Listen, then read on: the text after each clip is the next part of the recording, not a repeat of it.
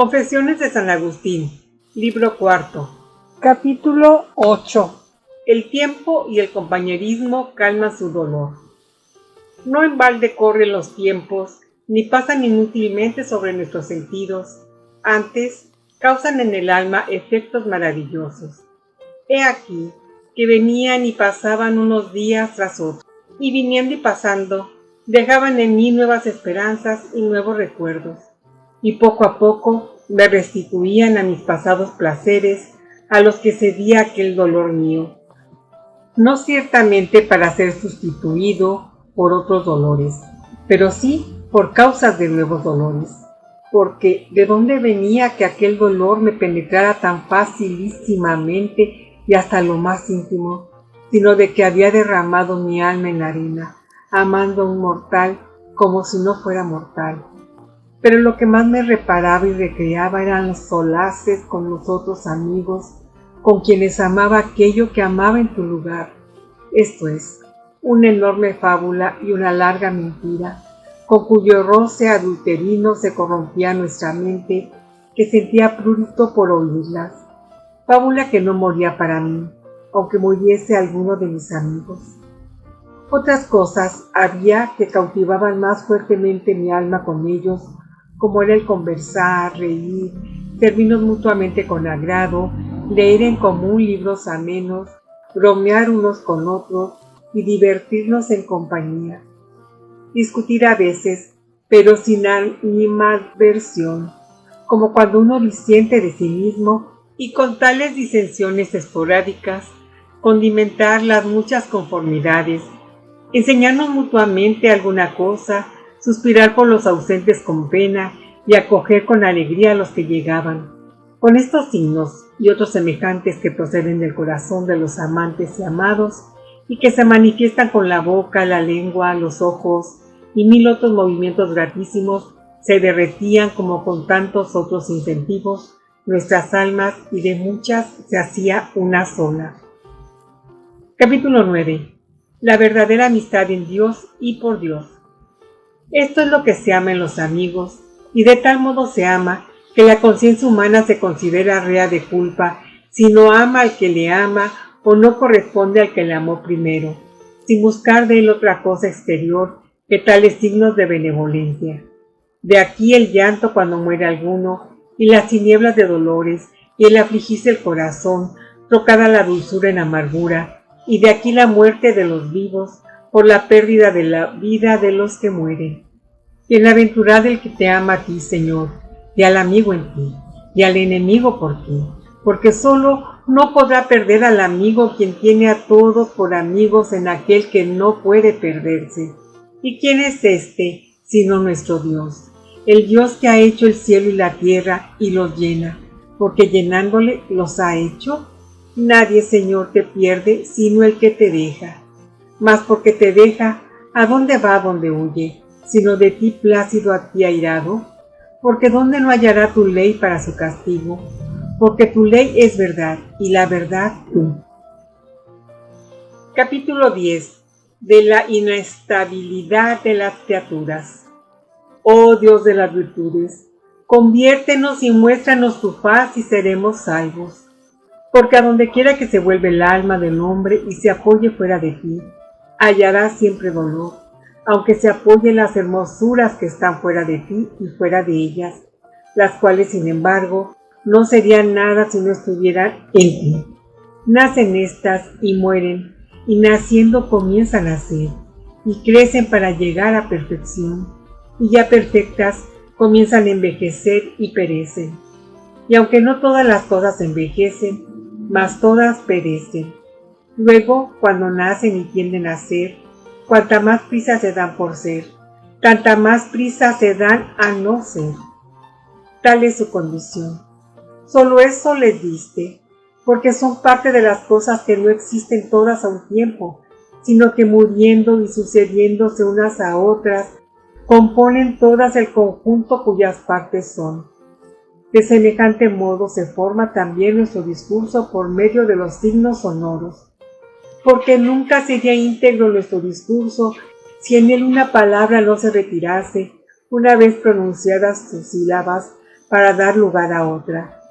Mi alma te alaba por ellas, oh Dios creador de cuanto existe, pero no se pegue a ellas con el visto del amor por medio de los sentidos del cuerpo, porque van a donde iban para no ser, y desgarran el alma con deseos pestilenciales, y ella quiere el ser y ama el descanso en las cosas que ama, pero no halla en ellas donde por no permanecer. Huyen. ¿Y quién podrá seguirlas con el sentido de la carne? ¿O quién hay que las comprenda aunque estén presentes? Tardo es el sentido de la carne por ser sentido de carne, pero esa es su condición. Es suficiente para aquello, otro para que fue creado, mas no basta para esto, para detener el curso de las cosas desde el principio que les es debido, hasta el fin que se les ha señalado. Porque en tu verbo, por quien fueron creadas, oyen el eco de esta orden, desde aquí y hasta aquí. Capítulo 11. Solo Dios es estable.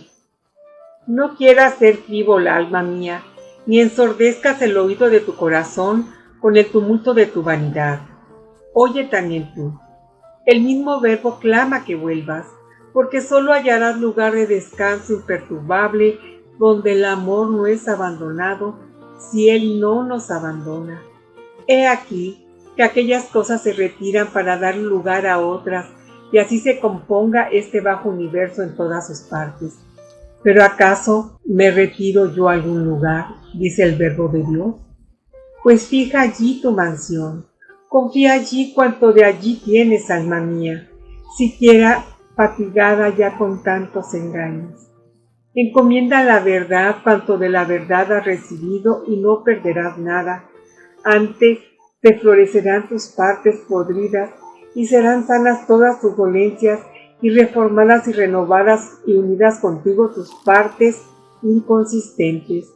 Y no te arrastrarán ya al lugar a donde ellas caminan, sino que permanecerán contigo para siempre donde está Dios, que nunca se muda y eternamente permanece. ¿Por qué, alma pervertida, sigues a tu carne? Sea esta la que te siga a ti convertida. Todo lo que en ella sientes es parte, mas ignoras el todo cuyas partes son, y que sin embargo te deleitan. Pero si el sentido de tu carne fuese idóneo para comprender el todo, y en castigo tuyo no hubiere sido éste reducido a comprender una sola parte del universo en su justa medida, sin duda que tú suspirarías porque pasase todo lo que existe de presente para mejor disfrutar del conjunto. Porque también lo que hablamos por el sentido de la carne lo percibes y no quieres que las sílabas se detengan, sino que vuelen para que vengan las otras y así oigas el conjunto. Así acontece siempre con todas las cosas que componen un todo, y cuyas partes todas que lo forman no existen al mismo tiempo, las cuales más nos deleitan todas juntas que no cada una de ellas, de ser posible sentirlas todas. Pero mejor que todas ellas es el que las ha hecho, que es nuestro Dios, el cual no se retira, porque ninguna cosa le sucede. Capítulo 12. La verdadera felicidad solo está en Dios. Si te agradan los cuerpos, alaba a Dios en ellos y revierte tu amor sobre su artífice, no sea que le desagrades en las mismas cosas que te agradan. Si te agradan las almas, ámalas en Dios, porque si bien son mudables, fijas en Él permanecerán. De otro modo, desfallecerían y perecerían. Ámalas pues en Él, y arrastra contigo hacia Él a cuantos puedas y diles: a este amemos. Él es el que ha hecho estas cosas y no está lejos de aquí, porque no las hizo y se fue. Antes de Él proceden y en Él están. Pero he aquí que Él está donde se busca la verdad, en lo más íntimo del corazón, pero el corazón se ha alejado de Él. Volved pues prevaricadores al corazón y adheríos a Él, que es vuestro Hacedor. Estad con Él y permaneceréis estables, descansad en Él y estaréis tranquilos. ¿A dónde vais por ásperos caminos? ¿A dónde vais? El bien que amáis de Él proviene, mas solo en cuanto Él se refiere es bueno y suave, pero justamente será amargo, si abandonado Dios injustamente se amare lo que de Él procede. ¿Por qué andáis aún todavía por caminos difíciles y trabajosos? No está el descanso donde lo buscáis. Buscad lo que buscáis, pero sabed que no está donde lo buscáis. Buscáis la vida en la región de la muerte, no está ahí. ¿Cómo encontrar vida buenaventurada donde no hay vida siquiera? Nuestra mismísima vida descendió acá y tomó nuestra muerte, y la mató con la abundancia de su vida, y dio voces como de trueno, clamando que retornemos a Él en aquel retiro de donde salió para nosotros, pasando primero por el seno virginal de María, en el que se desposó con la humana naturaleza, carne mortal, para no ser siempre mortal. De aquí, como esposo que sale de su tálamo, se esforzó alegremente como un gigante para recorrer su camino. Porque no se retardó, sino que corrió dando voces con sus palabras, con sus obras, con su muerte, con su vida, con su descendimiento y ascensión, clamando que nos volvamos a Él, pues si partió de nuestra vista, fue para que entremos en nuestro corazón y allí le encontremos, porque si partió, aún está con nosotros. No quiso estar mucho tiempo con nosotros, pero no nos abandonó. Se retiró de donde nunca se apartó, porque Él hizo el mundo y en el mundo era, y al mundo vino a salvar a los pecadores, y a Él se confiesa mi alma, y Él la sana de las ofensas que le ha hecho. Hijos de los hombres, ¿hasta cuándo seréis duros de corazón? Es posible que después de haber bajado la vida a vosotros, no queráis subir y vivir. Mas ¿a dónde subisteis cuando estuvisteis en alto y pusisteis en el cielo vuestra boca? Bajad, a fin de que podáis subir hasta Dios, ya que caíste ascendiendo contra Él. Diles estas cosas para que lloren en este valle de lágrimas, y así les arrebates contigo hacia Dios, porque si se las dices, ardiendo llamas de caridad, con el Espíritu Divino, se las dices. Capítulo 13. De lo bello y de lo conveniente. Yo no sabía nada entonces de estas realidades, y así amaba las hermosuras inferiores, y caminaba hacia el abismo, y decía a mis amigos, ¿amamos por ventura algo fuera de lo hermoso? ¿Y qué es lo hermoso? ¿Qué es la belleza? ¿Qué es lo que nos atrae y aficiona a las cosas que amamos? Porque ciertamente que si no hubiera en ellas alguna gracia y hermosura, de ningún modo nos atraerían hacia sí.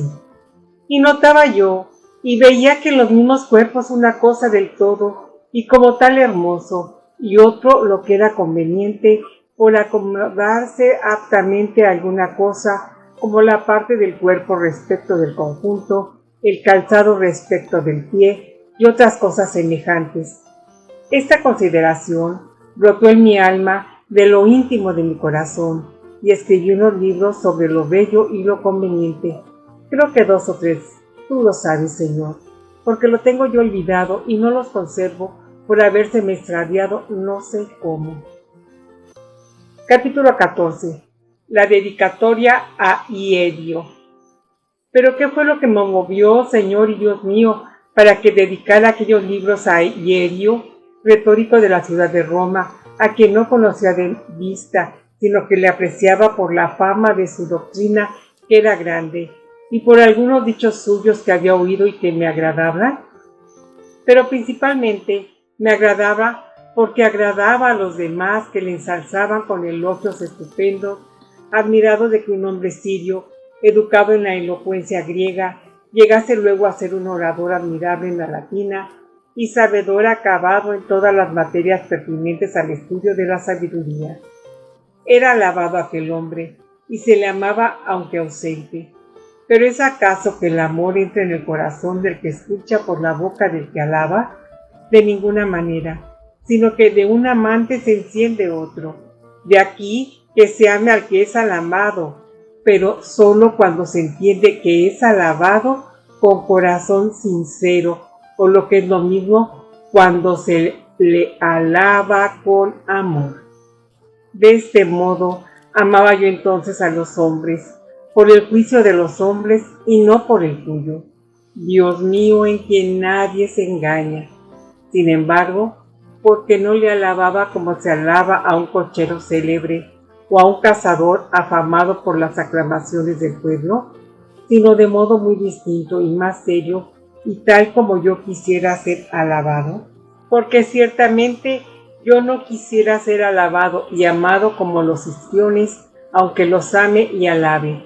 Antes, preferiría 1000 veces permanecer desconocido a ser alabado de esa manera, y aún ser odiado antes que ser amado así.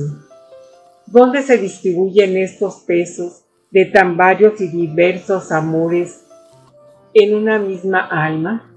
¿Cómo es que yo amo en otro lo que a su vez, si yo no odiara, no lo detestara en mí ni lo desechara, siendo uno y otro hombre? Porque no se ha de decir del histrión, que es de nuestra naturaleza, que es alabado como un caballo, por quien, aun pudiendo, no querría ser caballo. Luego amo en el hombre lo que yo no quiero ser, siendo no obstante hombre. Gran misterio, grande y profundo, es el hombre cuyos cabellos tienes tú, Señor, contados, sin que se pierda uno sin tú saberlo, y sin embargo, más fáciles de contar son sus cabellos que sus afectos y los movimientos de su corazón. Pero aquel orador, Hierio, era del número de los que yo apreciaba, deseando ser como él, mas yo erraba por mi orgullo y era arrastrado por toda clase de viento, aunque ocultísimamente era gobernado por ti. ¿Y de dónde sé yo, y te confieso con tanta certeza, que amaba más a aquel por amor de los que le loaban que por las cosas de que era loado? Porque si no le alabaran, antes le vituperaran aquellos mismos, y vituperándole y despreciándole, contasen aquellas mismas cosas, ciertamente no me encendieran en su amor ni me movieran, no obstante que las cosas no fueran distintas, ni el hombre otro, sino únicamente el afecto de los que las contaban. He aquí donde para el alma débil, que no está aún adherida a la firmeza de la verdad, la cual es llevada y traída, arrojada y rechazada, según soplasen los vientos de las lenguas emitidas por los pechos de los opinantes, y de tal suerte se le oscurece la luz, que no ve la verdad, no obstante que esté a la vista.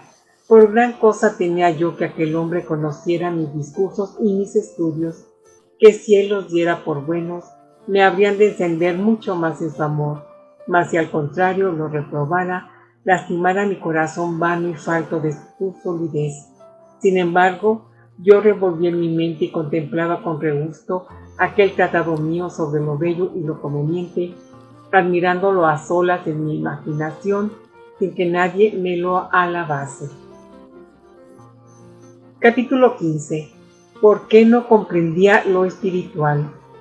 Porque no acertaba aún a ver la clave de tan importante tema en tu arte, oh Dios omnipotente, obrador único de maravillas, y así mi alma se iba por las formas corpóreas y definía lo bello diciendo que era lo que convenía consigo mismo y apto lo que convenía a otro, lo cual distinguía y definía y confirmaba con ejemplos materiales.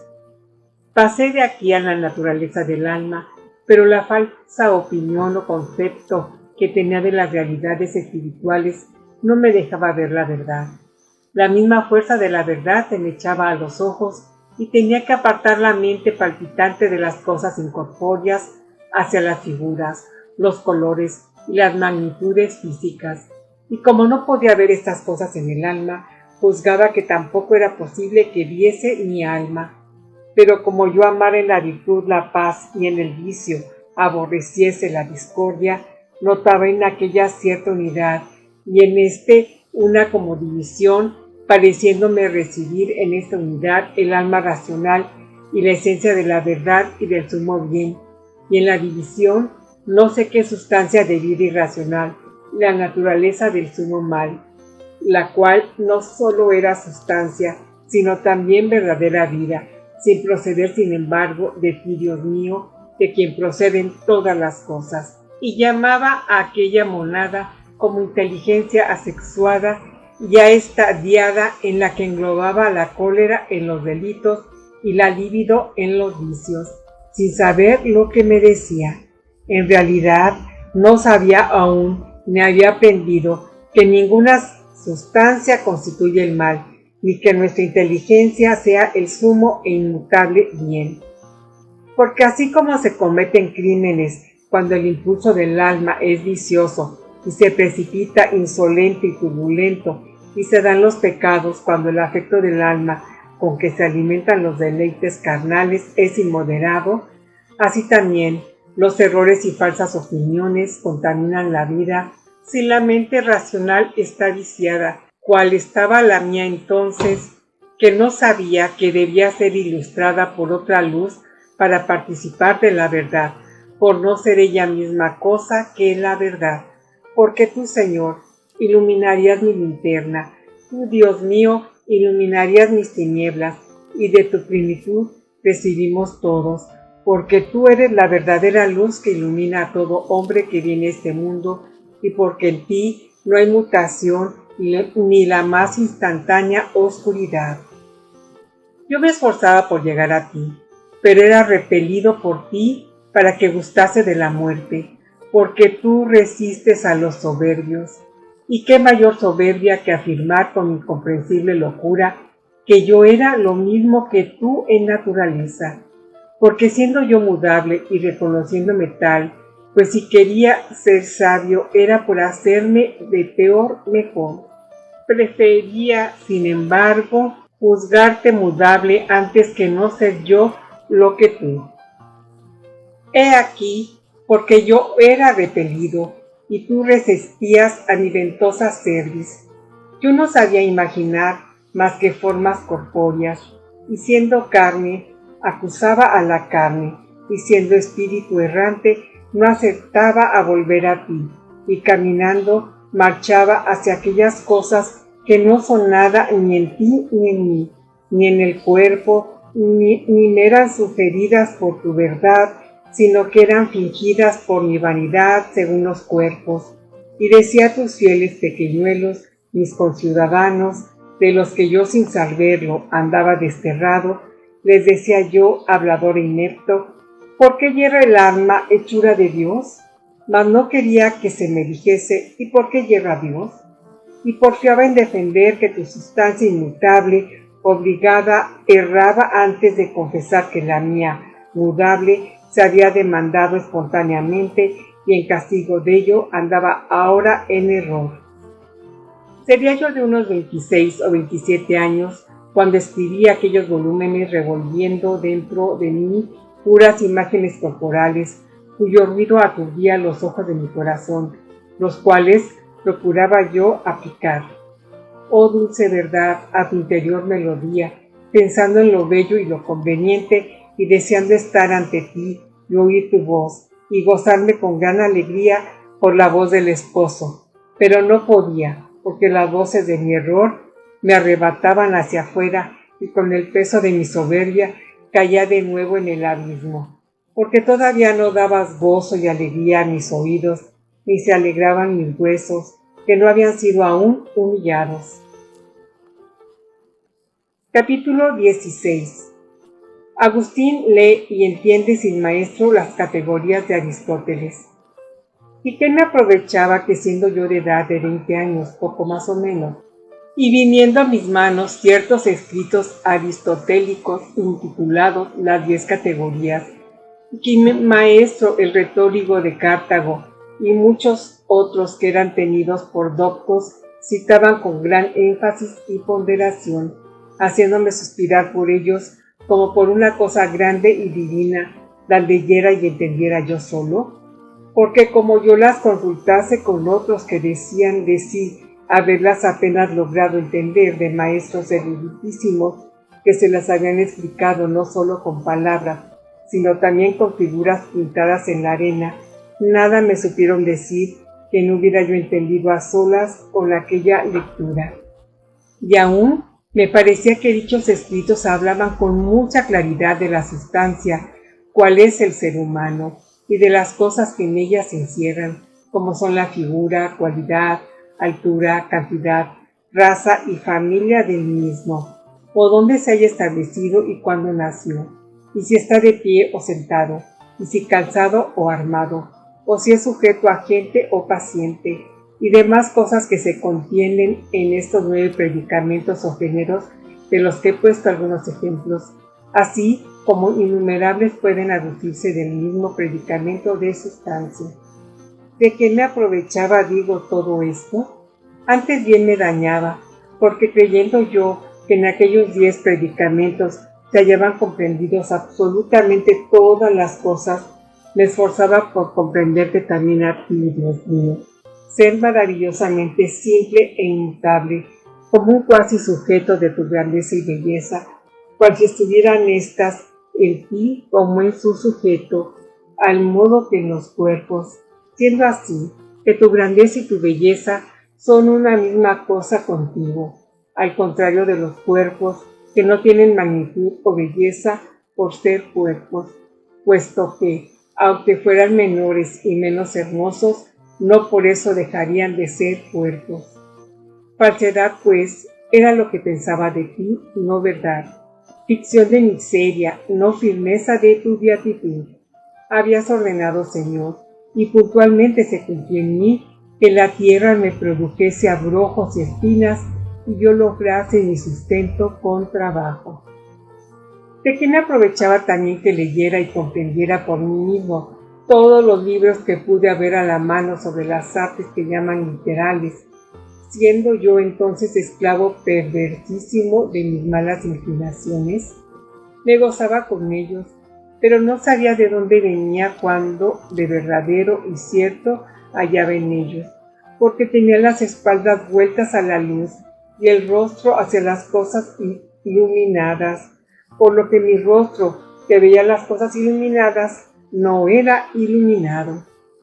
Tú sabes, Señor Dios mío, cómo, sin ayuda de maestro, entendí cuanto leí de retórica y dialéctica, y geometría y música y aritmética, porque también la prontitud de entender y la agudeza en el discernir son dones tuyos. Mas no te ofrecía por ello sacrificio alguno, y así no me servían tanto de provecho como de daño, pues tan buena parte de mi hacienda cuidé mucho de tenerla en mi poder, mas no así de guardar mi fortaleza para ti.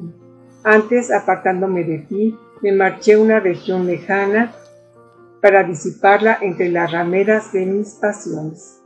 Pero ¿qué me aprovechaba cosa tan buena si no usaba bien de ella? Porque no comprendí yo que aquellas artes fueran tan difíciles de entender aún de los estudiosos y de ingenio, hasta que tuve que exponerlas, siendo entonces entre ellos el más sobresaliente, el que me comprendía al explicarlas con menos tardanza. Mas ¿de qué me servía todo esto, si juzgaba que tú, Señor, Dios verdad, eras un cuerpo luminoso e infinito, y yo un pedazo de ese cuerpo? ¡Oh excesiva perversidad! Pero así era yo, ni me avergüenzo ahora, Dios mío, de confesar tus misericordias para conmigo y de invocarte, ya que no me avergoncé entonces de profesar ante los hombres mis blasfemias y ladrar contra ti.